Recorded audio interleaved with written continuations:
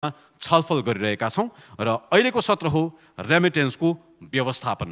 यो सत्र सञ्चालनका लागि म नितु पण्डितज्यूलाई अनुरोध गर्दछु। धन्यवाद रूपेशजी। यो दोस्रो सत्रमा हार्दिक स्वागत गर्दछु। हामीले पहिलो सत्रमा अप्ठ्यारो बाटोको कुरा गऱ्यौँ। बाटो जति अप्ठ्यारो भए पनि, काम जति अप्ठ्यारो भए पनि नेपालमा रेमिटेन्स भित्रिने क्रम चाहिँ बढ्दो छ। हामीले चर्चा गरिसकेका छौँ, हामीले भन्ने गरेका छौँ अर्थतन्त्रको मेरुदण्ड हो रेमिटेन्स र यसले नै हाम्रो अर्थतन्त्रलाई चलायमान बनाइराखेको छ र भन्ने चर्चा गरिसकेका छौँ यसअघि नै। रेमिटेन्स व्यक्ति र परिवारसँग मात्र सम्बन्धित छैन, यसले राष्ट्रिय अर्थतन्त्रको कुरा पनि हामीले यसअघि नै गरिसकेका छौँ। नेपाल राष्ट्र ब्याङ्कको अध्ययनले भन्छ 25.30% योगदान रेमिटेन्सको छ। जीडीपीमा हामी भन्ने गरेका छौँ करिब 30% को हाराहारीमा अनुपातमा चाहिँ जीडीपीको 30% को अनुपातमा रेमिटेन्सको भूमिका रहेको छ हाम्रो अर्थतन्त्रको आकारलाई हेर्ने हो भनेदेखि। अहिले विदेशमा बस्ने नेपालीहरूले पठाउनु भएको रकम गत वर्ष 9 खर्ब रुपैयाँ नेपाल भित्रिएको थियो। यो चाहिँ औपचारिक ब्याङ्क तथा रेमिटेन्स कम्पनीहरू मार्फत नेपाल आएको रकमको तथ्याङ्क हो जो राष्ट्र ब्याङ्कले दिने गरेको छ। यसबाहेक हुन्डी मार्फत पनि रकम भित्रिरहेको छ भन्ने कुरा पनि गर्यौँ। यसरी हेर्दाखेरि हामीले रेमिटेन्सको व्यवस्थापनको कुरा गर्दाखेरि चाहिँ एउटा आउने क्रमलाई पनि कसरी व्यवस्थापन गर्ने भन्ने विषय रहेको छ भने अर्को चाहिँ आएको रकमलाई कसरी प्रयोग गर्ने भन्ने पनि विषय छ।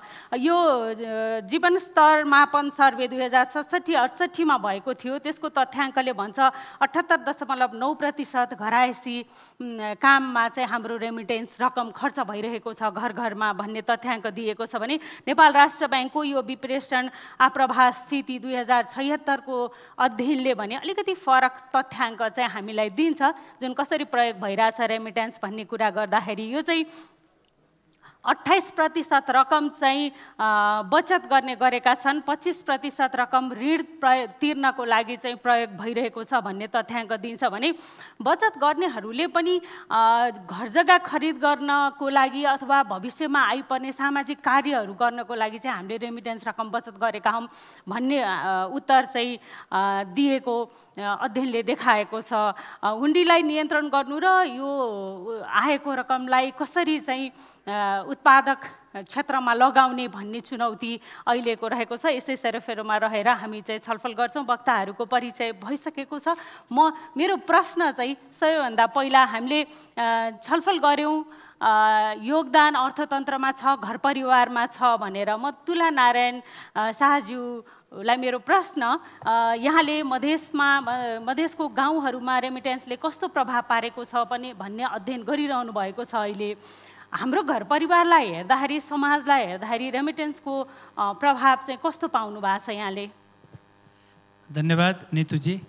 बिहानदेखि धेरै नै तथ्याङ्कको विश्लेषण भइराखेको सुन्दैछु म। तथ्याङ्कको बारेमा जानकारी नै नराख्ने मान्छे त म होइन, तर लकडाउनको सिलसिलामा एकजना अमेरिकी समाजशास्त्रीले उत्तर भारतको विकास किन भएन भनेर एउटा किताब प्रकाशन गर्नुभएको छ र त्यो किताब मैले लकडाउनको बेलामा पढ्दै गर्दाखेरि सुरुको च्याप्टरमा तथ्याङ्कको बारेमा र तथ्याङ्क विश्लेषकहरूको बारेमा बडो रमाइलो र सटिक एउटा खण्ड राखेको छ। त्यसमा यो तथ्याङ्कको विश्लेषण भनेको कस्टडीमा प्रहरीले गर्ने केरकार जस्तो पनि हुँदो रहेछ कहिलेकाहीँ। जस्तो खालको बयान लिन चाहन्छन् प्रहरीले त्यस्तो नै त्यो हिरासतमा रहेका मान्छेले त्यस्तो खालको बयान दिन सक्छ अथवा दिने गरे हुन्छ।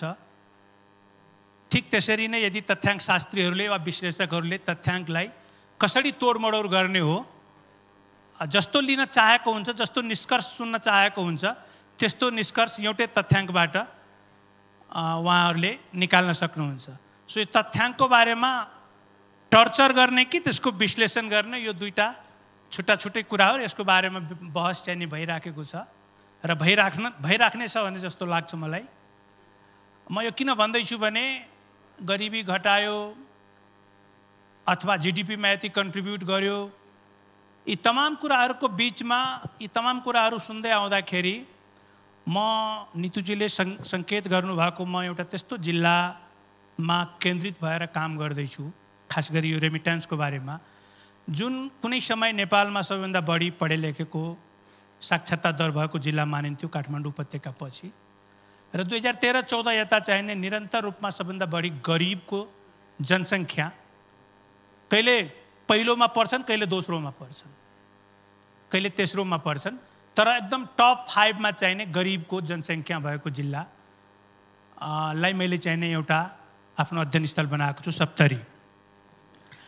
यी सबै तथ्याङ्कहरूको बिचमा र सबै रोमान्टिजमहरूको बिचमा म आफ्नो गाउँमा जब म रेमिट्यान्सले गर्दाखेरि के चाहिने फरक ल्याएको छ भन्ने मैले बुझ्ने कोसिस गरेँ।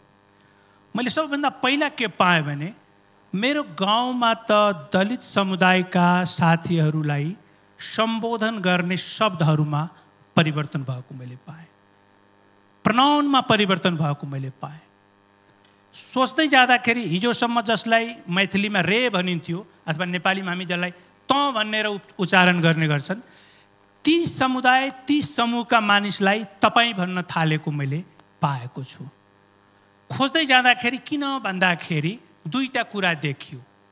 एउटा कुरा के देखियो भने पछिल्लो समयमा खास गरी 2006-07 यता तराईको गाउँमा रेमिट्यान्स प्रवेश गरेको 2006-07 यता अलि बल्क एमाउन्टमा त्यो रेमिट्यान्सले उसलाई आर्थिक रूपमा कम आश्रित हुनलाई सिकायो अथवा बनायो, धनी मान्छेसँग अलिकति दूरी राख्न सिकायो भने त्योभन्दा अगाडि म त्योभन्दा अलि पछाडि त्योभन्दा पास्टमा गएर फर्केर हेर्दाखेरि माओवादी जनयुद्धले तिनलाई चाहिने बोल्ने क्षमता दिएको रहेछ, बोल्ने बनाएको रहेछ।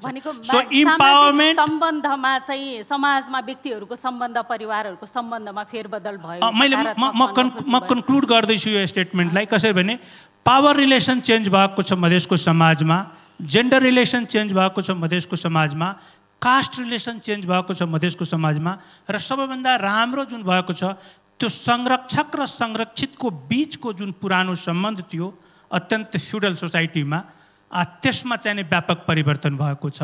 र यी सबैले गर्दाखेरि बोलिने व्यवहार गर्ने शब्दहरूमा चाहिने परिवर्तन आएको छ।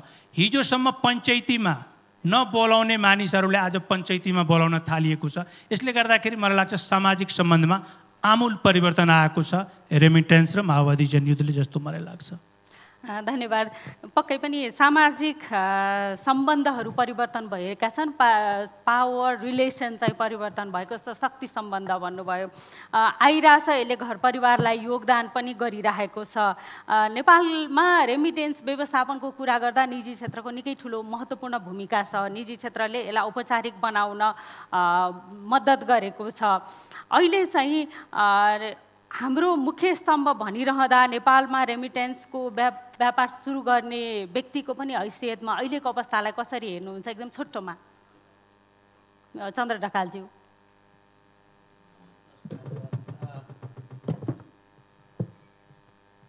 धन्यवाद नितुजी। सर्वप्रथम त म कान्तिपुर मिडिया ग्रुपलाई म धेरै धेरै धन्यवाद दिन चाहिँ चाहन्छु। यो जुन आजको कार्यक्रम आयोजना गरेर सरकारवाला सबै पक्षलाई यो फोरममा राखेर जुन एउटा छलफलको कार्यक्रम राख्नुभयो, उहाँहरू सबैजनालाई म धेरै धेरै धन्यवाद दिन चाहन्छु। यहाँ उपस्थित विशिष्ट व्यक्तित्वहरू गवर्नर साहब लगायत हाम्रो डाक्टर साहब, यहाँ उपस्थित सबैजना व्यक्तित्वहरूलाई मैले नमस्कार गर्न चाहेँ। म भर्खरै हाम्रो डाक्टर साहबसँग सँगै बसेको थिएँ। उहाँले एउटा चिज चाहिँ खर्खर खर्खर लेखेर मलाई चाहिँ उहाँले दिनुभयो डाक्टर साहबले। यसमा के लेख्नु भएको छ भने जेठ 29 गते 2001 मा यही हलमा तपाईँले कसैले नेपालमा नगरेको अप्ठ्यारो बाटो सुरु गरेको दिन आज याद आइरहेको चाहिँ छ। त्यस दिन तपाईँलाई त्यसमा तपाईँ असफल पनि हुन सक्नुहुन्थ्यो।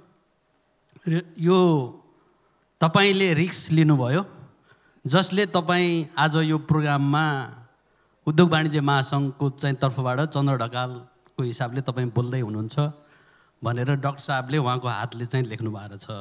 र उहाँले यो लेखेको बाहेक अर्को सँगसँगै कुरा पनि के भन्नुभयो भने भन्नाले नेपाल राष्ट्र ब्याङ्कको त्यति बेला चाहिँ कार्यकारी प्रमुख चाहिँ हुनुहुन्थ्यो, भन्नाले विभागीय प्रमुख हुनुहुन्थ्यो हाम्रो मानन्दर सर चाहिँ, अब पछि डेपुटी गभर्नर र कानुन गभर्नरबाट पनि रिटायर हुनुभयो। उहाँहरू सँगै बस्याएर छ। र अनि उहाँले के भन्नुभयो भने यो ढकालजीले चाहिँ यो सक्सेस हुने चाहिँ काम गरेन, यो चाहिँ भन्नाले यो त हुँदैन डाक्टर साहब हुँदैन भनेर उहाँले हात हल्लाउनु भयो भनेर उहाँले यो चाहिँ लेखेर दिनुभएको छ डाक्टर साहब। मैले यसैबाट चाहिँ सुरु गरेँ। यो चाहिँ म चाहिँ के भन्न चाहिँ खोजेको भने वास्तवमा यो रेमिट्यान्सको जुन एउटा चाहिँ फर्मल सिस्टमबाट जुन एउटा रेमिट्यान्स भित्राउने पहिलो कम्पनीको रूपमा चाहिँ वास्तवमा आइएमई चाहिँ रहेको छ, त्यो मैले चाहिँ भन्न चाहिँ चाहेँ। र त्यसपछि क्रमशः वास्तवमा यो रेमिट्यान्स कम्पनीहरूले एउटा रेमिट्यान्सको काम गर्न पर्यो भने आइएमई गर्न पर्यो भन्ने चाहिँ हिसाबको एउटा पर्यायवाची शब्दको रूपमा पनि वास्तवमा सुरु भएको अहिले करिब ठ्याक्कै 20 वर्ष चाहिँ भयो। म डाक्टर साहबलाई धेरै धेरै धन्यवाद दिन चाहन्छु। यो यहाँले चाहिँ जुन त्यो त्यति बेला सम्झिनु भएको कुरा लेखेर दिनुभएकोमा। म अब चाहिँ सुरु गर्छु। वास्तवमा रेमिट्यान्स अहिलेको चाहिँ परिस्थिति ठ्याक्कै भन्दाखेरि के देखिरहेछ भने रेमिट्यान्स चाहिँ घटेको चाहिँ अवस्था चाहिँ छ। नेपालबाट जाने मेन पावर जुन एउटा नन स्किल मेन पावरहरू जाने गरेको चाहिँ छ।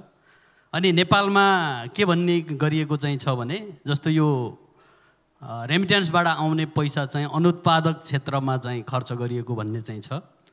अनि अब राष्ट्र ब्याङ्कले त्यति बेला वास्तवमा प्राइभेट सेक्टरलाई जुन यो रेमिट्यान्सको काम गर्नलाई जुन एउटा चाहिँ पर्मिसन चाहिँ दियो, त्यो चाहिँ वास्तवमा धेरै नै एउटा भन्नाले अग्रगामी कदम भन्न पर्यो। वास्तवमा पहिला ब्याङ्कहरूले पनि सबै ब्याङ्कहरूले चाहिँ एउटा चाहिँ फरेन करेन्सीको काम चाहिँ गर्न नसकेको चाहिँ अवस्था चाहिँ थियो। त्यो हिसाबले अब के देखियो भने त्यो पछिका दिनहरूमा अघि यहाँ माननीय मन्त्रीज्यूले पनि भन्नुभयो, डाक्टर साहबले पनि भन्नुभयो, अघि हाम्रो रोहन गुरुङजीले पनि भन्नुभयो, हामीले रेमिट्यान्सको महत्त्व खास गरेर सरकारको चाहिँ तर्फबाट चाहिँ भन्दाखेरि अहिलेसम्म चाहिँ त्यति प्रायोरिटी चाहिँ दिएको चाहिँ देखिएको चाहिँ थिएन भन्ने मलाई लाग्छ। किनभने प्रत्येक वर्ष चाहिँ रेमिट्यान्स बढी नै राखेको चाहिँ थियो र प्रत्येक वर्ष रेमिट्यान्स बढ्दाखेरि अब चाहे सेन्ट्रल ब्याङ्कले भनौँ अथवा चाहे चाहिँ भन्नाले गभर्मेन्टको तर्फबाट इन्सेन्टिभ दिनुपर्ने अथवा रेमिट्यान्स बढाउनलाई चाहिँ पहल गर्नुपर्ने पनि वास्तवमा आवश्यकता महसुस भएको चाहिँ थिएन। वास्तवमा यो चाहिँ निजी क्षेत्रको चाहिँ तर्फबाट धेरै नै पहल चाहिँ भएको चाहिँ अवस्था थियो। धन्यवाद। म फेरि आउँछु यहाँसम्म। मैले एक मिनट मात्र राखेँ। र अहिले वास्तवमा जुन यो भनौँ न अहिले यो लिक्विडिटीको जुन एउटा चाहिँ क्राइसिस भएको चाहिँ अवस्था छ, त्यसले चाहिँ वास्तवमा चाहिँ यो रेमिट्यान्सलाई अलिकति सेन्ट्रल ब्याङ्कको तर्फबाट र गभर्मेन्टको चाहिँ तर्फबाट पनि केही इन्सेन्टिभ दिएर एउटा फर्मल च्यानलबाट भित्राउनलाई चाहिँ पहल गर्नुपर्ने हो कि भन्ने कुरा चाहिँ अहिले चाहिँ एकदम टटकारो रूपमा चाहिँ देखिएको चाहिँ छ। धन्यवाद। म गभर्नरज्यूकोमा आएँ। एकदम उठिरहेको यो फर्मल च्यानलबाट ल्याउन केही गर्नुपर्ने हो कि अघि हामी उठायौँ।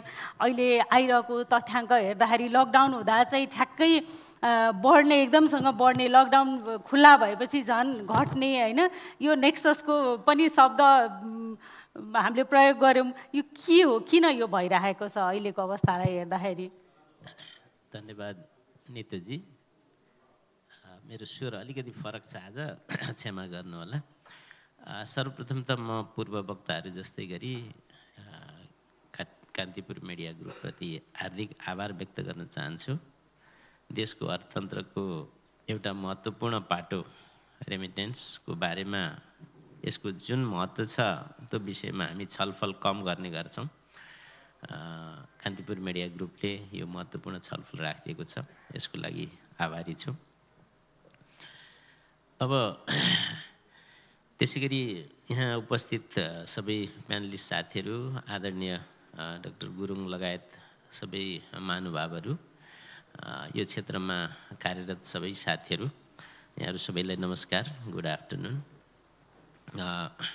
विषयवस्तु चाहिँ अहिलेको प्रसङ्ग के आइरहेछ त भन्दा यो एक खालको इन्फर्मल रेमिटेन्स अर्थात् हुन्डी जुन चाहिँ लकडाउन भएको बेलामा अलिकति बेसी आउने अरू बेलामा घट्ने हुँदा पक्कै पनि अनौपचारिक कारोबार बढ्या हो कि भन्ने प्रसङ्ग उहाँले उठाउनु भएको छ।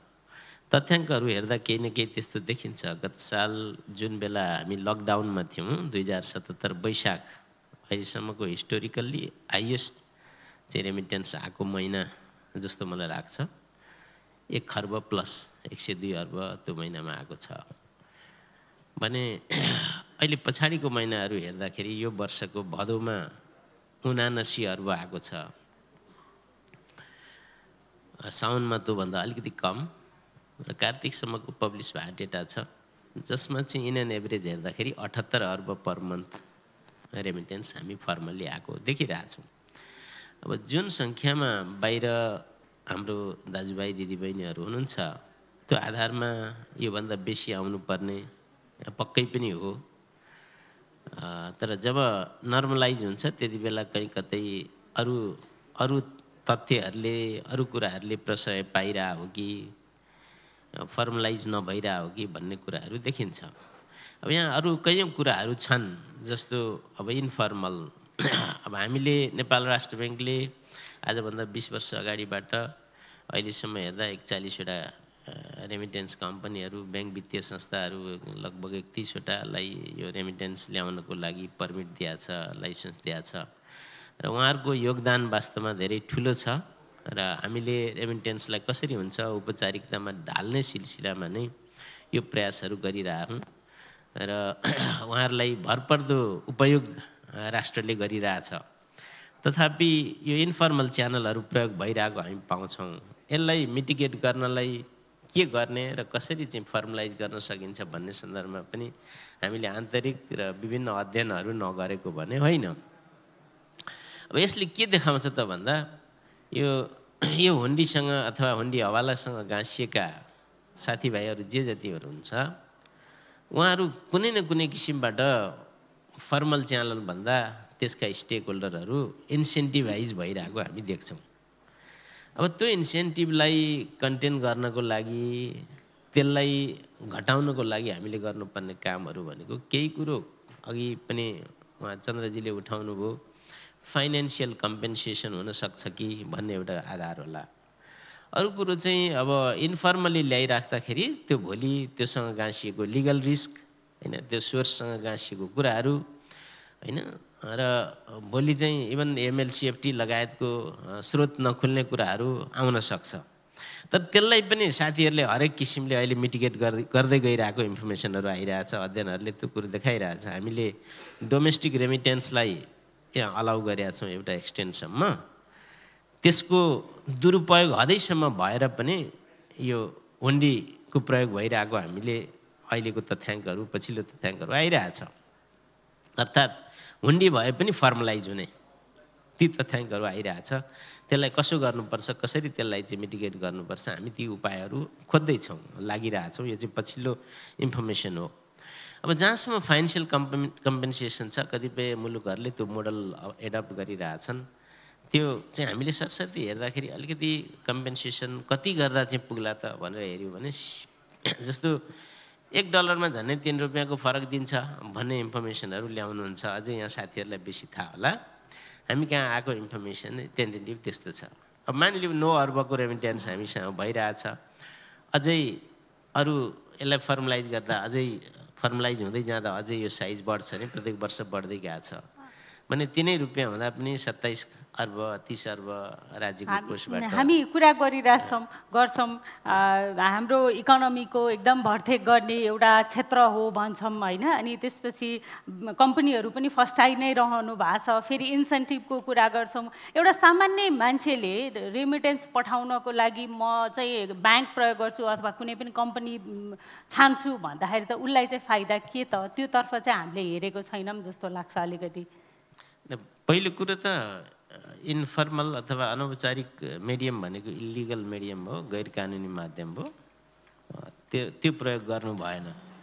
फर्मल अथवा कानुनी माध्यमै प्रयोग गर्नु पर्यो होइन। फाइदा हुन्छ भन्दैमा गैर कानुनी बाटो समाउनु भएन होइन। त्यसो हुँदा त जस्तो स्मग्लिङको फाइदा होला, अरू कुराको फाइदा होला, पब्लिकलाई फाइदा छ भन्दैमा त्यो बाटो रोज्नु भएन। उहाँहरूलाई वेल कम्पेन्सेटेड अथवा सिस्टमले दिएको एउटा रेट त दिएकै छ नि, नदिएको होइन। तर मैले भनिराख्न खोजेको के भने हामीले त्यो इन्फर्मल्ली उहाँहरूले पाएको पैसा चाहिँ कम्पेन्सेट गरिदिउँ न त भनेर खोज्दाखेरि राज्यलाई कति सस्टेनेबल हुन्छ, झन्डै 30 अर्ब वर्षको चाहिँ एडिसनल तिर्नलाई अथवा राष्ट्र ब्याङ्कलाई अथवा सरकारलाई। र त्यति तिर्दा पनि त्यो आउँछ कि आउँदैन त, त्यो बाहेकका अरू कुराहरू होला नि त्यहाँ, कति सक्छौँ। त्यसले गर्दा यो कम्पेन्सेसन सँगसँगै अरू कुराहरू त्यहाँ गाँसिएका छन्, अरू इन्सेन्टिभहरू जुन गाँसिएका छन् तिनलाई निराकरण गर्नुपर्छ होइन। हामीले प्रशासन लगायत कानुनका कुराहरूलाई सँगसँगै लिएर जानुपर्छ। पैसै मात्रै चाहिँ सबै कुरो होइन, मिनिमम पैसा त पाएकै छ उहाँहरूले भन्ने कुरो राख्न खोजेँ। पक्कै पनि प्रशासनिक हस्तक्षेप पनि त्यहाँ हुनुपर्छ, जो अवैधानिक कामहरूको लागि, जो रेमिट्यान्सलाई औपचारिक माध्यमबाट ल्याउनलाई भन्ने कुरा राखिदिनु भयो, एकदम धन्यवाद। अब हामी लगानी आएको रकम आउनेलाई कसरी वैधानिक तरिकाले भित्र्याउने भन्ने छलफल सँगसँगै आएको रकम प्रयोग कसरी भइरहेको छ, मैले अघि अलिकति तथ्याङ्क दिएको थिएँ।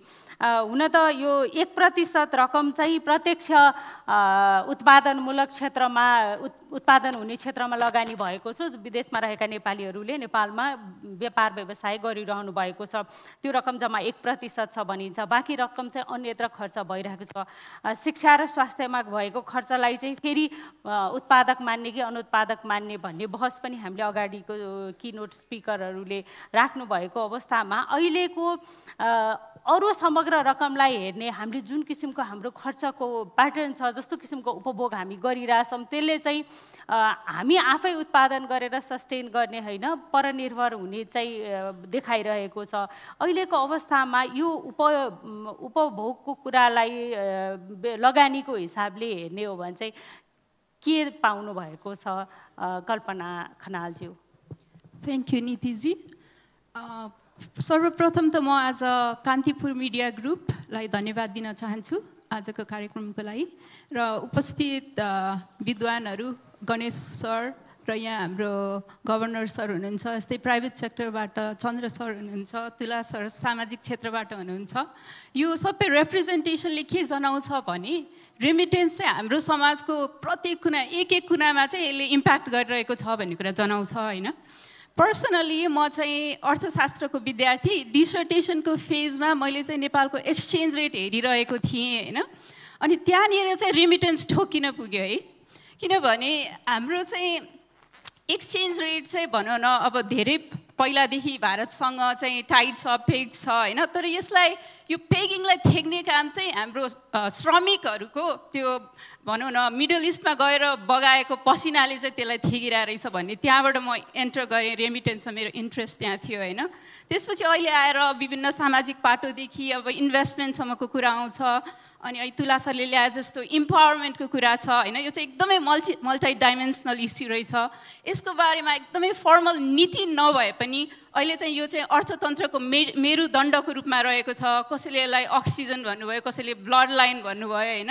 तर द फ्याक्ट इज कि डेटाले के भनिरहेछ भने 28% चाहिँ फर्मल च्यानलबाट होइन इन्फर्मल च्यानलहरू जोड्ने हो भने त झन् 35% छ भन्ने छ। र अनि म यो सन्दर्भमा चाहिँ हाम्रो चन्द्र ढकाल सरलाई चाहिँ एकदमै थ्याङ्क यू भन्न चाहन्छु कि तपाईँले यो इनिसिएट लिएर नेपालमा जुन सुरुवात गर्नुभयो यो एन्टरप्रेन्योरसिपको, यो चाहिँ द्याट्स अ ग्रेट स्टेप है। र अब जाउँ अब एन्टरप्रेन्योरसिपको होइन इन्भेस्टमेन्टको कुरातिर। अघि हाम्रो गणेश सरले एउटा एकदमै राम्रो कुरा उठाउनु भएको थियो कि यो भनौँ न अहिले यो रिमिटेन्स भित्रिन्छ तर अनप्रोडक्टिभ सेक्टरमा मात्र जान्छ भन्ने धेरै आएको थियो। तर उहाँले के भन्नुभयो भने यो रिमिटेन्स युजको चाहिँ डिफ्रेन्ट फेज छ भन्नुभयो कि पहिलो फेजमा ऋण तिर्छ श्रमिकले होइन। यहाँबाट जाँदाखेरि त घर खेतलाई बन्दकी राखेर ऋण लिएर गएको हुन्छ नि त। अनि सुरुमा त उसले ऋण तिर्छ, त्यसपछि उसको हाम्रो त देश त ट्रेडिसनली हामी गरिब सोसाइटी हौँ। अहिले हाम्रो गरिबी चाहिँ अब one of the reason main reason चाहिँ रिमिटेन्स हो। त्यसको कारण गरिबी पनि 18%मा आएको छ होइन। त्यस्तो गरिबीबाट गएको मान्छेले त सुरुमा ऋण तिर्छ, खाना लाउँछ राम्रो होइन, त्यो पनि हुन्छ मान्छेको एस्पिरेसन्सहरू। अनि फाइनली अब अर्को फेज भने चाहिँ अब बल्ल आएर जब मान्छेको अलिक सेभिङ हुन थाल्छ त्यति बेला चाहिँ त्यसलाई कसरी च्यानल गर्ने भन्दाखेरि चाहिँ अनि इन्भेस्टमेन्टको कुरा आउने हो होइन। अनि अब यो ग्लोबल कन्टेक्स्टमा हेर्दाखेरि चाहिँ अब म चाहिँ अलिकति इकोनोमिस्ट प्राध्यापक, अहिले चाहिँ म नीति अनुसन्धानमा यहाँ नीति अनुसन्धान प्रतिष्ठानमा रिसर्चर होइन, त्यस हिसाबले अलिकति थ्योरिटिकल कुरा पनि ल्याउँ है। यो हाम्रो देशको रिमिटेन्स भन्ने चाहिँ ग्लोबल कन्टेक्स्टसँग पनि टाइड छ होइन। अघि नै धेरैजनाले भन्नुभयो कि यो ग्लोबलाइजेसनसँगै अब इकोनोमिकमा रिसोर्स भने ल्यान्ड, लेबर, क्यापिटल होइन, क्यापिटलको फ्लो अलि रिलेटिभली सजिलो छ, लेबरको फ्लो जुन चाहिँ अब माइग्रेसन हो होइन, त्यसमा चाहिँ अब अघि हामीले पहिलो सत्रमा सुनिसक्यौँ बाटो सजिलो छैन होइन। अनि आएर अब फाइनली के भएको थियो भने त्यो 2000तिर 90s को दशकमा चाहिँ रिमिटेन्स फर डेभलपमेन्ट फाइनेन्स भन्ने एउटा वर्ल्ड ब्याङ्क थ्रु न्यारेटिभ आएको थियो। त्यही भएर विकासलाई चाहिँ रेमिटेन्स भनौँ न परिचालन गर्ने भन्ने थियो। अहिलेको विकासको नयाँ नारा भने चाहिँ इन्फ्रास्ट्रक्चर फर डेभलपमेन्ट हो होइन। अनि यो हामी देख्छौँ कि रिमिटेन्सलाई चाहिँ अब पेन्डेमिक जस्ता एक्सटर्नल सकहरूले अनि 2008 को क्राइसिसले, ग्लोबल फाइनेन्सियल क्राइसिसले असर गरिरहेको थियो होइन। यस्तो बेलामा चाहिँ अब हामीले आएको पैसालाई चाहिँ कसरी च्यानल गर्ने भन्दाखेरि इन्फ्रास्ट्रक्चर सेक्टरमा कसरी टाई गर्ने इन्भेस्टमेन्टको लागि भन्ने डिरेक्सनमा जानुपर्छ।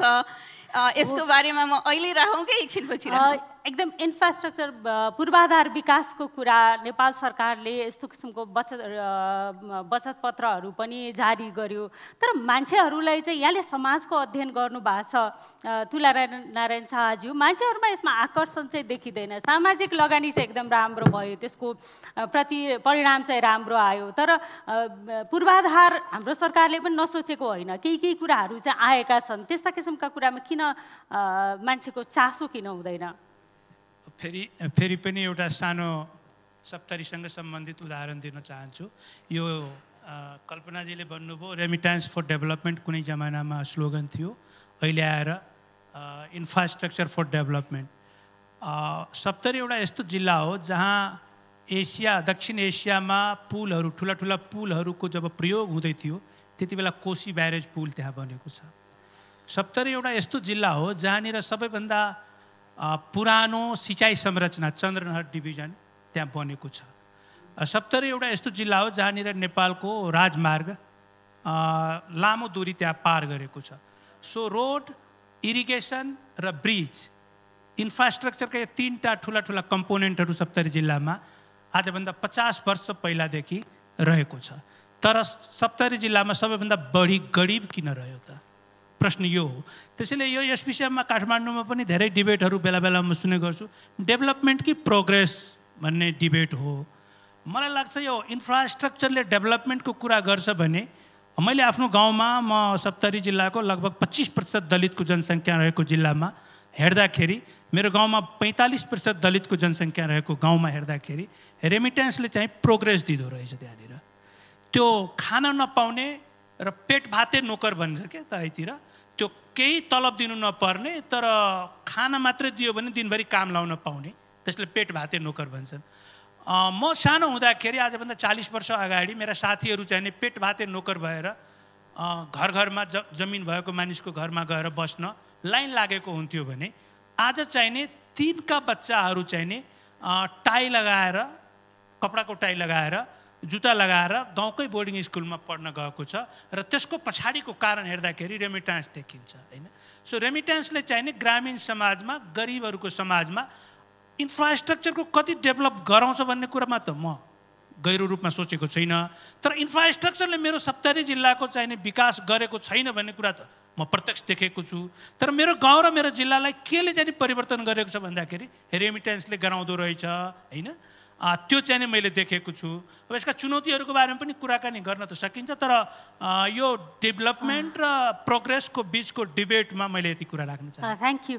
हामीले लगानीको कुरा गरिरहँदाखेरि चाहिँ रेमिट हाइड्रोको कन्सेप्ट पनि आयो होइन, उत्पादन प्रत्यक्ष उत्पादन हुने क्षेत्रमा लगानी गर्नुपर्छ भनेर। तर अहिले त्यो चाहिँ थन्किरा जस्तै छ, लामो समय भइसक्यो यत्तिकै छ। भनेको हामी लगानीको रेमिटेन्सलाई प्रत्यक्ष उत्पादनमा लगाउने लगानीको कुरा गर्दाखेरि त वातावरणको कुरा आउँछ।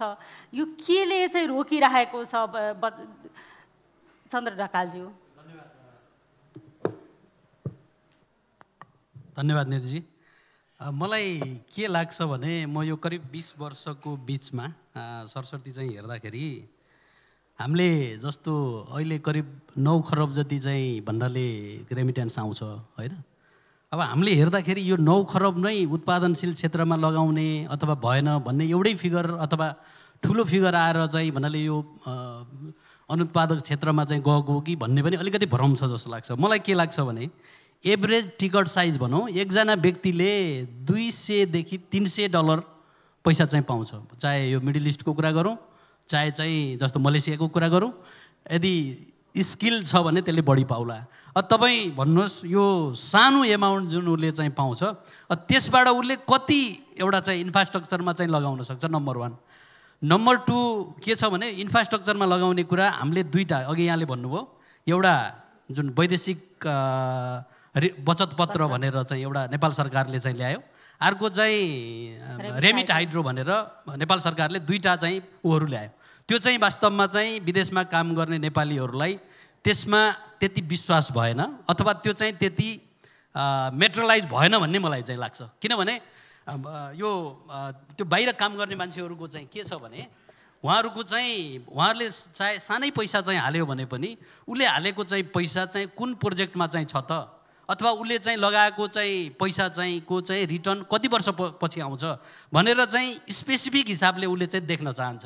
त्यसले गर्दा मेरो यसमा चाहिँ एउटा सुझाव चाहिँ के छ भने यदि प्राइभेट सेक्टरले पार्टिकुलर चाहे भन्नाले कुनै हाइड्रो भनौँ अथवा चाहे कुनै भन्नाले इन्फ्रास्ट्रक्चर बाटोकै कुरा गरौँ चाहे कुनै पनि एरियामा चाहिँ यदि चाहे टुरिज्मको कुरा गरौँ, यदि प्राइभेट सेक्टरले यो सानो चाहिँ डिपोजिट यदि स्पेसिफिक हिसाबले हाम्रो तपाईँको पैसा यहाँ लगाउँछौँ है भनेर यदि चाहिँ भन्न चाहिँ सक्यो भने डेफिनेटली त्यसमा चाहिँ आकर्षित चाहिँ हुन्छ भन्ने कुरा चाहिँ मलाई चाहिँ लाग्छ।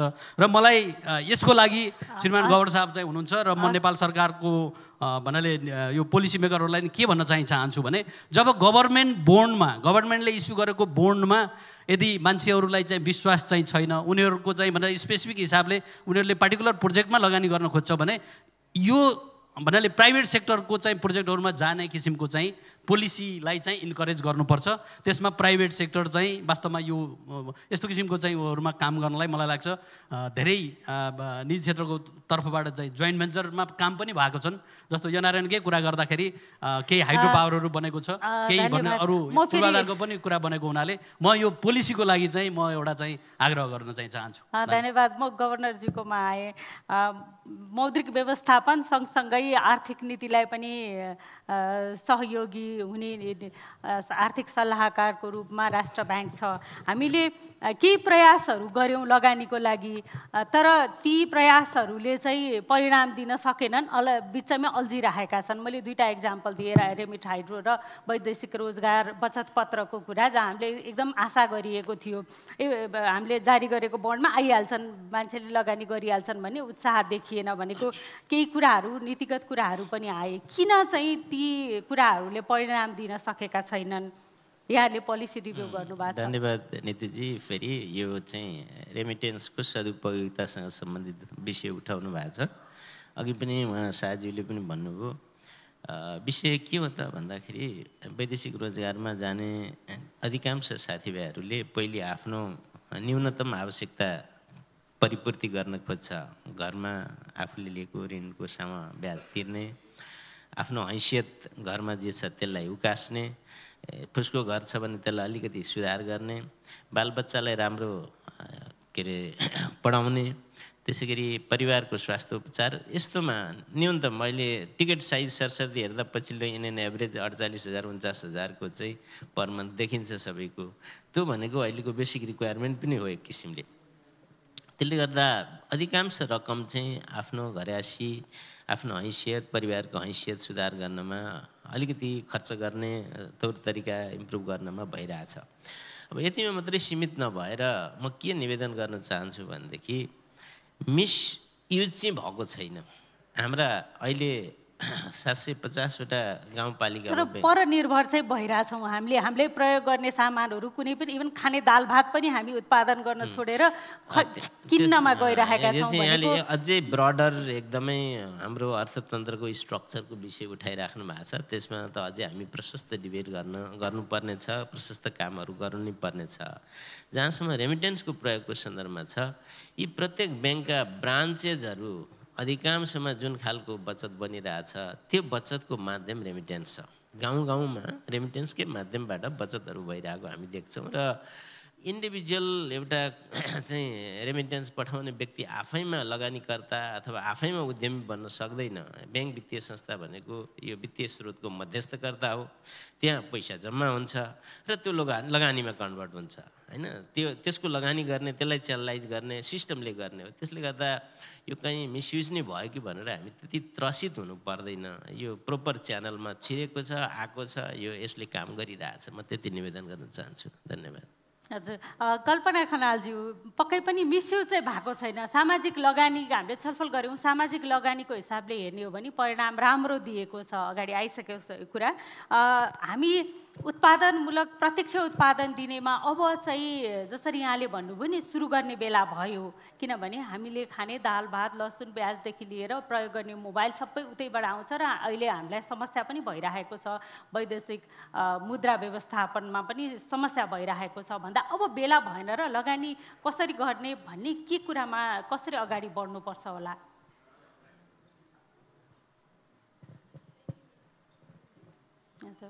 जस्तो अघिको क्वेसन है गभर्नर सरलाई जुन सोध्नु भएको थियो त्यसमा पनि अलिकति राख्न चाहेँ। अब हाम्रो के छ भने म अहिले चाहिँ नीति अनुसन्धान प्रतिष्ठानमा पोलिसी रिसर्चरको काम गर्दैछु, नीतिहरू हेरिरहेको छु अनि इम्प्लिमेन्टेसन पनि के छ भनेर त्यो पाटो पनि अलिक खेलाउन खोज्छु होइन।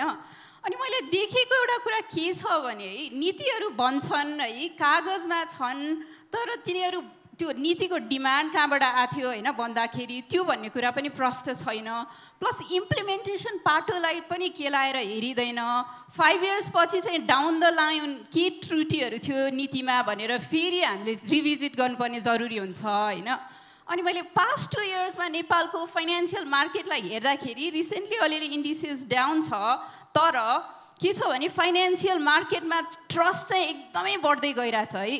अनि यो सरकारले ल्याएको यो डायस्पोरा बन्ड जुनको कुरा थियो त्यो केही वर्ष अगाडिको थियो होइन। अनि यो पास्ट 2 इयर्समा त फाइनेन्सियल मार्केटको कुरा त ड्रास्टिक चेन्ज भइसकेको छ होइन। अनि यस सन्दर्भमा चाहिँ यसलाई एकचोटि रिभिजिट गरेर हेर्नु जरुरी होला जस्तो लाग्छ है। जस्तो के कुराहरू चाहिँ हामीले अब अगाडि बढाउनु भयो? यहाँले जुन ग्लोबल पर्सपेक्टिभको कुरा गर्नुभयो नि, पूर्वाधारमा लगानी कुरा गर्नुभयो, अब के चाहिँ कुरा राख्न खोज्नुभयो? अहिले पूर्वाधारमा एउटा गर्न सकिने मैले देखेको नेपालमा र नेपाल जस्ता अन्य अल्प विकसित राष्ट्रहरू होइन, हामी चाहिँ एलडिसीबाट अब 2026मा ग्रेजुएसन हुने भन्ने पनि अहिलेको परिप्रेक्ष्य छ होइन। यो परिप्रेक्ष्यमा चाहिँ अब यो हामीले चाहिँ भनौँ न एक्सपोर्टलाई कसरी इन्हान्स गर्ने भन्ने कुरा आउँछ है। अनि अहिले चाहिँ अब हाम्रो करेन्ट अकाउन्ट डिफिसिट होइन, त्यो चाहिँ किनभने हाम्रो चाहिँ अहिले इम्पोर्ट धेरै छ एक्सपोर्ट भन्दा, अनि अहिलेको लिक्विडिटी क्राइसिस पनि त्योसँग टाई हुन्छ है। हाम्रो कन्सम्सन चाहिँ बाहिरबाट आयात गरेका कुराहरू चाहिँ धेरै कन्सम भयो भन्ने कुरा होइन। अब यसलाई कसरी घटाउने भन्ने कुरा चाहिँ अब हामी एलडिसीबाट ग्रेजुएसन हुनु अघिसँग चाहिँ अब हामीले बाइल्याटरल र मल्टिल्याटरल इन्टरनेसनल धेरै ट्रेड एन्ड ट्रिटिजहरूमा साइन गरेका छौँ, तर हामी जस्तो देशलाई एलडिसीबाट ग्रेजुएट अहिलेसम्म नभइसकेको देशलाई धेरै कन्सेसनहरू पनि उपलब्ध छन् है। अब हामीले चाहिँ धेरै अब सहुलियतहरू छन्, यो सहुलियतहरूलाई लिएर अब कृषि क्षेत्रमा हुन्छ कि आइटी सेक्टरमा हुन्छ कि होइन म्यानुफ्याक्चरिङको कुन कुन क्षेत्रमा चाहिँ हामीले लगानी गर्न सक्छौँ भनेर हेर्नु जरुरी छ है। यसको लागि चाहिँ अब हामीले अहिले चाहिँ अब अर्को कुरा के देखियो भने मैले यो रिसेन्ट 2021 को फर्स्ट 4 मन्थको स्ट्याटलाई हेर्दाखेरि राष्ट्र ब्याङ्कले निकालेको थियो भर्खरै डिसेम्बर 15मा। यो अवस्थामा रिमिटेन्स घटेको अवस्थामा पनि फरेन डिरेक्ट इन्भेस्टमेन्ट चाहिँ बढिरहेको थियो है। अनि एउटा बुझ्नुपर्ने कुरा के छ भने हामीले रिमिटेन्स हेर्दाखेरि चाहिँ मिडल इस्टबाट अरू अथवा भनौँ न विश्वका अन्य राष्ट्रमा भएका धेरै जसो भनौँ न अनस्किल्ड, यो राम्रो वर्ड हो कि होइन त थाहा छैन मलाई होइन, श्रमिकहरूबाट आएको पैसालाई हेर्छौँ। तर अब जस्तो विभिन्न मुलुकहरूमा त अहिले त हाम्रो एउटा जेनेरेसन त स्किल लेबर फोर्समा पनि छ होइन, धेरै इन्कम भएको लेबर फोर्स छ। म नै आफ्नो व्यक्तिगत रूपमा म अमेरिकामा थिएँ र स्किल्ड होइन प्रोफेसनल थिएँ, देशको लागि केही गरौँ भन्ने भावना त यो स्किल लेबर फोर्सलाई पनि छ होइन। अनि उनीहरूबाट आउने भने पैसा चाहिँ फरेन डिरेक्ट इन्भेस्टमेन्टको रूपमा हो, यसलाई पनि रिमिटेन्ससँग टाई गरेर अब त्यो आइटी सेक्टरमा हुन्छ कि अरू म्यानुफ्याक्चरिङ सेक्टरमा हुन्छ कि अब हाउसिङ सेक्टरमा हुन्छ कि कसरी त्यो खालको एफडिआई अब बाहिरी अरू देशले दिने अनुदान एफडिआई त छँदैछ मल्टिनेसनल कम्पनीहरूले, तर हामीले चाहिँ आफ्नै स्किल लेबर फोर्स जुन चाहिँ अब विभिन्न देशहरूमा छन् उनीहरूबाट पनि कसरी भित्र्याउने भन्ने कुरालाई चाहिँ अब एकदमै सोच्नुपर्ने भइसकेको छ है। चाइना भारत जस्तो देशहरूले त्यो कुरा धेरै अघि सोचिसकेका थिए र उनीहरूले अहिले जुन फड्को मारिरहेछ नि आर्थिक फड्को, त्यसमा चाहिँ अब एनआरएन इन्डियन्सहरू होइन नन रेसिडेन्ट चाइनिजहरू। प्रश्नको जवाफ चाहिँ रेमिटेन्स कम्पनीलाई चन्द्र ढकालज्यूलाई हामीले स्किल ह्युमन रिसोर्सको जो विदेश मानव संसाधन जो काम गरिरहनु भएको छ विदेशमा उहाँहरूको पठाउने र धेरैभन्दा धेरै यसमा आकर्षित गर्न चाहिँ के छ तपाईँहरूको प्लान? हजुर चन्द्र ढकालज्यू, उहाँले जुन कुरा उठाउनु भयो। धन्यवाद।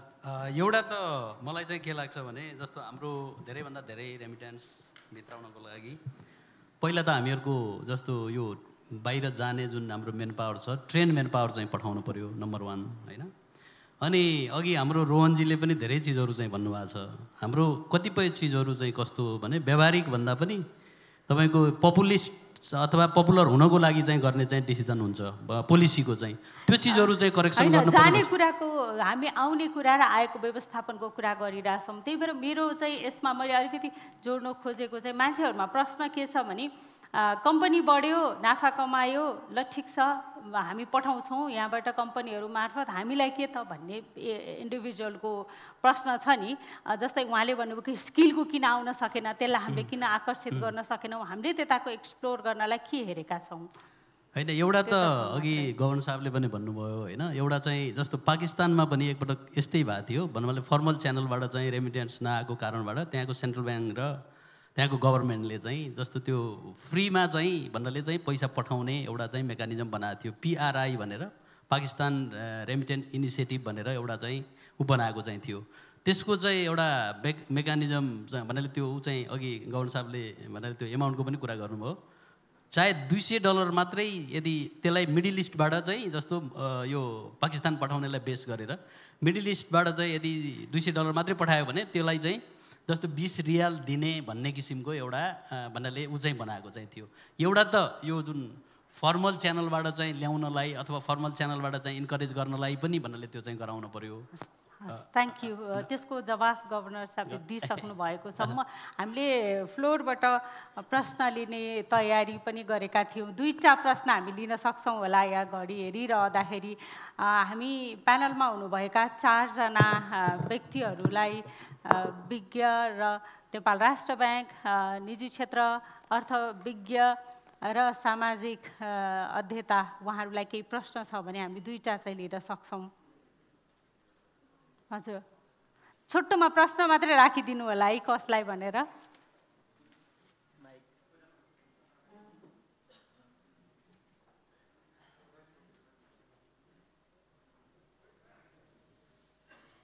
हजुर माइक।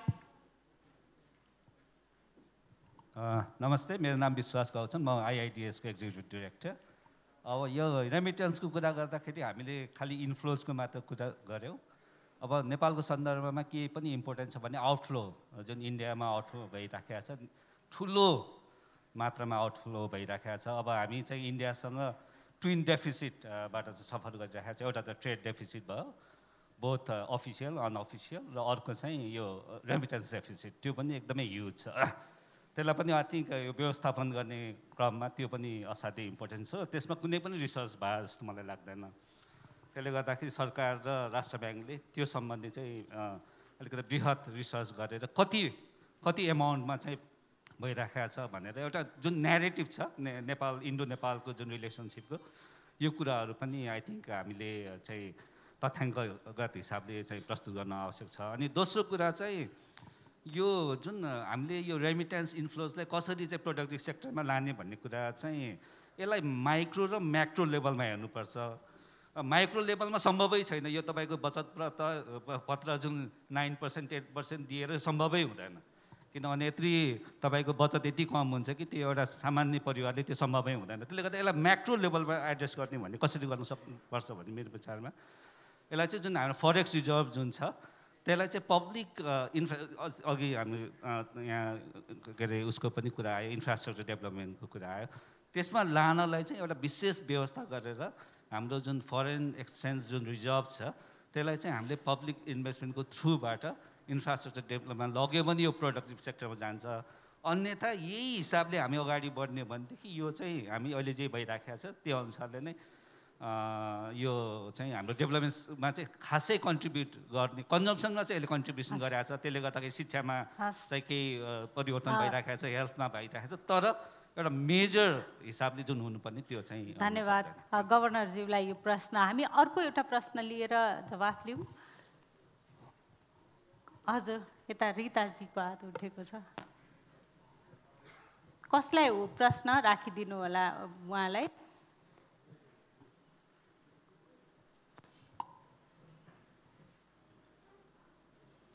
हजुर, छोटोमा प्रश्न गरिदिनु होला है, प्रश्न कसलाई हो? हेलो, म रिता शाह, मेरो घर सप्तरी हो। आज चाहिँ 2वटा सेसन मैले सुने, रेमिट्यान्सको धेरै उपलब्धिहरू सुनियो हैन, गरिबी घटायो, देशको अर्थतन्त्रको कुराहरू यसले धानेको छ भन्ने कुराहरू भयो, तर यसको चाहिँ के चुनौतीहरू पनि छ त्यसको विषयमा चाहिँ खासै चर्चा भएन। विशेष गरेर यसले चाहिँ एउटा सामाजिक लागत ठुलो मूल्य चुकाउनु पर्ने रहेछ भन्ने पनि तथ्याङ्कहरूले देखाउँछ। समय समयमा चाहिँ पत्र पत्रिकामा त्यो स्टोरीहरू पनि आउँछ। खास गरेर अहिले धेरै युवाहरू हाम्रो देशबाट चाहिँ बाहिर गएको छ र त्यो युवाहरू देशबाट बाहिर गएपछि अहिले कृषि जुन छ त्यो महिला मैत्री कृषि भएको छ। महिलाहरूले धान्नुपर्ने चाहिँ एउटा अवस्था देखिएको छ भने महिलाहरूको कामको बोझ पनि बढेको छ र महिला हिंसा बढेको छ र महिला सँगसँगै बालबालिकाहरूको कुरा गर्दाखेरि अहिले धेरै नै ग्रामीण समाजमा अहिले गाउँघरमा हेर्दाखेरि युवाहरू चाहिँ एकदमै कुलतमा फँसेको, उसको प्यारेन्ट्स नभएको हुनाले त्यस्तो खालको चाहिँ समस्याहरू चुनौतीहरू थपिएको छ। मलाई लाग्छ यो विषयमा चाहिँ खासै चर्चा भएन, जसले जवाब दिए पनि हुन्छ। धन्यवाद। धन्यवाद। यो चाहिँ चुनौतीको विषय आज हामीले यो सेसनमा चाहिँ रेमिटेन्सको व्यवस्थापनको कुरा मात्रै गरिरहेछौँ। यति चुनौतीपूर्ण तरिकाले धेरै सामाजिक मूल्य चुकाउँदै आएको रकम कसरी सही सदुपयोग गर्ने भन्ने हो। विश्वासजीको प्रश्नको जवाफ गभर्नरज्यूलाई। धन्यवाद नितिजी।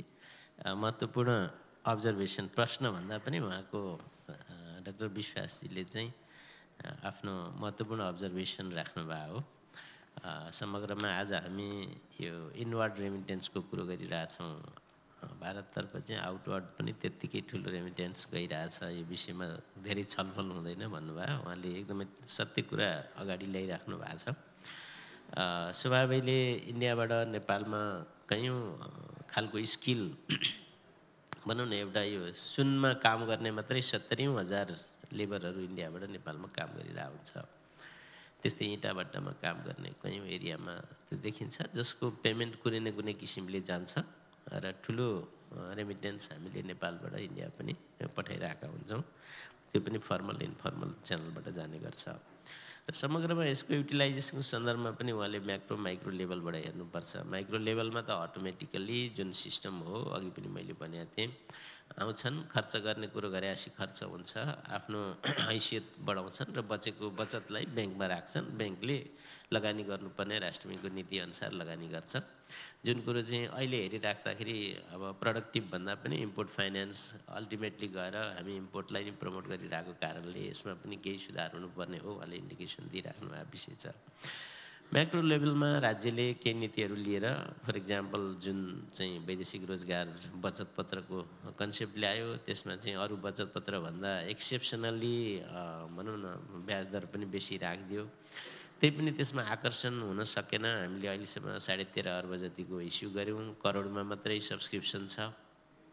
त्यसलाई चाहिँ हामीले मार्केटिङ गर्न सकेनौँ, अवेरनेसमा लान सकेनौँ, सम्बन्धित स्टेक होल्डरहरूलाई ठाउँमा ल्याउन सकेनौँ, त्यसको एप्लिकेसन प्रोसेस आदि इत्यादि अनलाइन गर्ने त्यतातिर गर्न सकेनौँ। अहिलेको जमानामा हामी त्यो प्रोसेसमा छौँ, त्यसलाई थप एट्र्याक्टिभ बनाउनलाई, जसले गर्दा सरकारको हातमा आइसकेपछि त्यसलाई डेडिकेटेड हिसाबले निश्चित ठाउँमा लगानी गर्ने कामहरू पनि हुन्छ नै।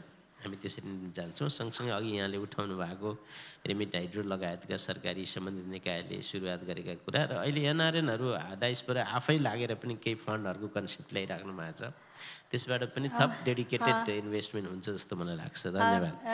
हामी अन्त्यमा आइपुगेका छौँ। यति छलफल गरेपछि अब के त कसरी व्यवस्थित बनाउने, लगानीलाई कसरी अहिलेसम्म जे भयो अबको लगानीलाई प्रोडक्टिभ उत्पादनमूलक कसरी बनाउने त अब त सामाजिक लगानी पनि एक हदसम्म चाहिँ हामी पुगेको छ भन्ने कुराहरू छलफल गऱ्यौँ। म कल्पना खनालज्यूबाट वे फरवर्ड अब के गर्नुपर्छ होला, 1 मिनटभित्रमा आफ्नो कुरा राखिदिनु होला। थ्याङ्क यू नीतिजी। सो गभर्नर सरले भनिसक्नुभयो अलिकति कुराहरू। म यसमा चाहिँ सरकारले अब निजी क्षेत्रको प्रयास चाहिँ धेरै देखिन्छ होइन, यो रिमिटेन्सको विषयमा सरकारले पनि अलिकति स्वामित्व लिनुपर्ने अहिले अवस्था आएको हो कि जस्तो लाग्छ होइन।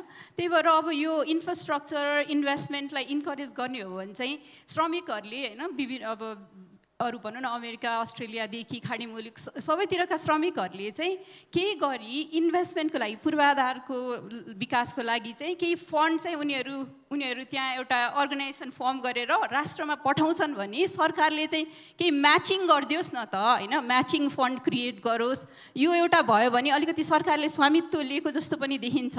यस्तै यो रिमिटेन्सबाट सृजना भएका अब एउटा रिमिटेन्स हाइड्रोको कन्सेप्ट त आएछ, त्यस्तै अरू धेरै अब इन्फ्रास्ट्रक्चर जस्तै इन्फर्मेसन टेक्नोलोजीको सेक्टरमा हुनसक्छ होइन। अनि यस्तै हामीले चाहिँ अहिले हाम्रो के देखिन्छ भने गाउँघरमा अहिले डोजरे विकास भन्छ होइन, गाउँघर छरिएर रहेका छन्।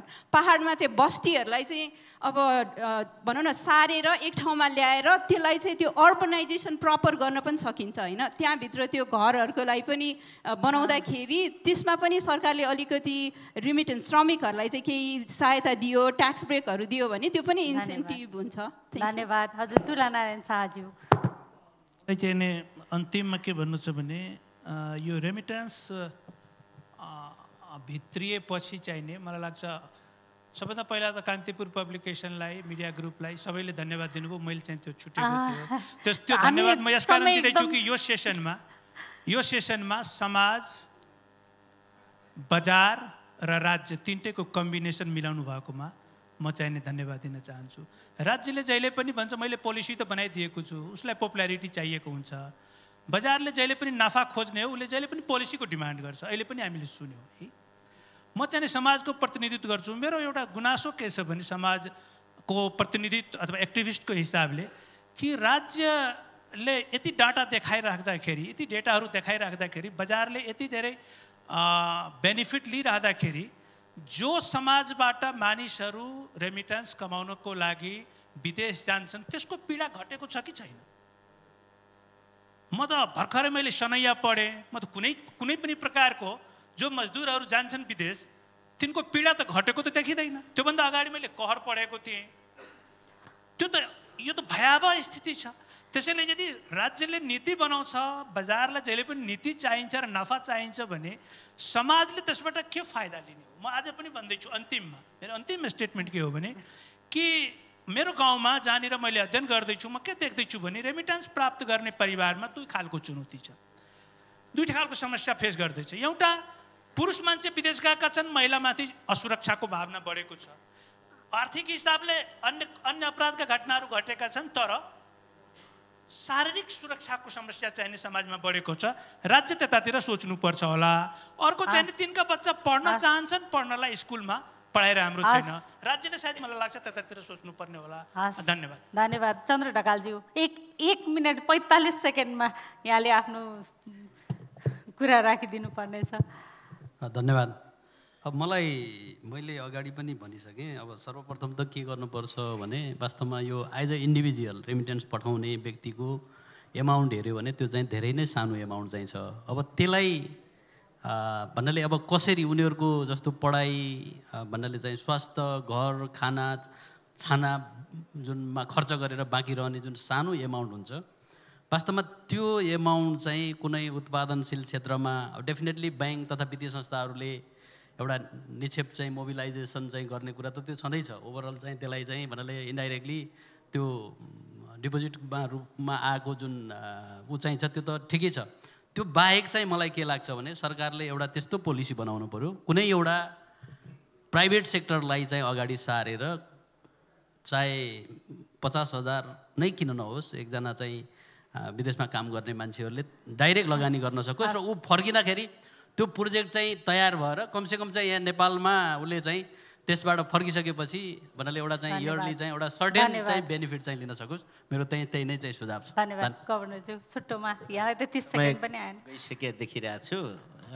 मेन कुरो हामी बिच कोअर्डिनेसन हुनु पर्यो सरकार निजी क्षेत्र यो समाजमा संलग्न सबै स्टेक होल्डरहरू बिच कोअर्डिनेसन चाहिँ वे फरवर्डको रूपमा म देख्छु कन्सल्टेसन कोअर्डिनेसन थ्याङ्क यू एकदम धेरै धेरै धन्यवाद हामी यो सेसन समय पनि हाम्रो ठ्याक्कै सकिएको छ हामीले लगानीलाई कसरी उत्पादनमूलक बनाउने अहिले भइरहेको सबै अनुत्पादक भए भन्ने होइन सामाजिक लगानी उत्पादकत्व बढाउने हिसाबले भएको छ र अबको लगानीलाई कसरी उत्पादकमूलक बनाउने भन्ने विषयमा छलफल गऱ्यौँ यहाँहरू सबैजनालाई एकदम धेरै धेरै धन्यवाद